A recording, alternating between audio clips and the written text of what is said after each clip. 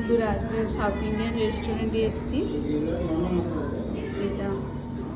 এটা হচ্ছে বোম্বে মশলা দোসা দিয়েছে। ভেতরটা দেখি কিরকম আছে। ভেতরটা একদম আলুর খুব ভরা আছে, সঙ্গে দিয়েছে চাটনি।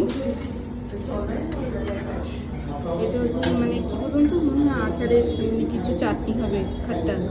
আর এটা হচ্ছে ইডলির চাটনি, এটা হচ্ছে সাম্বার। আর এটা হচ্ছে ইডলি চাটনি। সফট হয়েছে, খুবই সফট, খুবই সফট।